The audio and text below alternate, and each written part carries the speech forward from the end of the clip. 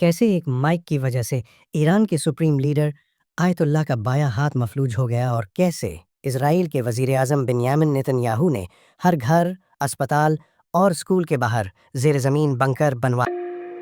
کیا آپ نے کبھی غور کیا ہے کہ ایران کے سپریم لیڈر آیت اللہ سید علی خامنائی ہمیشہ بائیں ہاتھ سے لکھتے ہیں؟ اس کے پیچھے ایک دل دہلا دینے والی حقیقت چھپی ہوئی ہے۔ یہ واقعہ 27 جون 1981 کو پیش آیا، جب وہ تہران کی ایک مسجد میں تقریر کرنے والے تھے۔ جیسے ہی وہ اسٹیج پر پہنچے اور بولنے کے لیے مائک کے قریب ہوئے، ایک زوردار دھماکہ ہوا۔ یہ مائک دراصل ایک بم تھا جو انتہائی چالاکی سے نصب کیا گیا تھا۔ اس دھماکے میں آیت اللہ خامنائی شدید زخمی ہوئے، ان کا دایاں ہاتھ مکمل طور پر مفلوج ہو گیا اور جسم کے دیگر حصے بھی متاثر ہوئے۔ یہ حملہ مجاہدین خلق نامی گروپ کی جانب سے کیا گیا، جو اس وقت اسلامی جمہوری حکومت کے سخت مخالف۔ کیا آپ جانتے ہیں کہ اسرائیل کے بعد مشرق وسطیٰ میں سب سے بڑی یہودی کمیونٹی کہاں ہے؟ آپ یقین نہیں کریں گے، لیکن یہ ملک ہے ایران۔ ایران میں آج بھی 25,000 سے 30,000 کے درمیان یہودی آباد ہیں، جو کہ تہران، اصفہان، شیراز، ہمدان اور تبریز جیسے بڑے شہروں میں رہتے ہیں۔ ایرانی پارلیمنٹ میں یہودیوں کے لیے ایک مخصوص سیٹ مختص ہے جو ظاہر کرتا ہے کہ وہ ایک تسلیم شدہ مذہبی اقلیت ہے۔ اصفہان میں ایک ایسی جگہ بھی ہے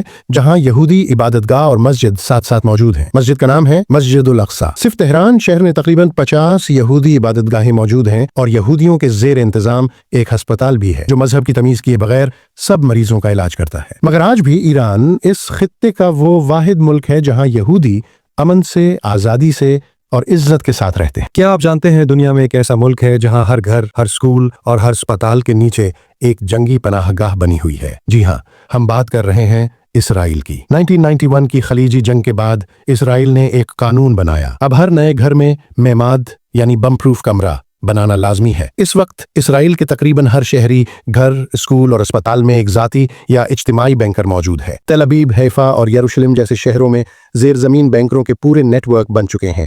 یہ بینکرز نہ صرف بم حملوں بلکہ کیمیائی اور نیوکلیئر حملوں سے بھی بچانے کے لیے تیار کیے گئے ہیں۔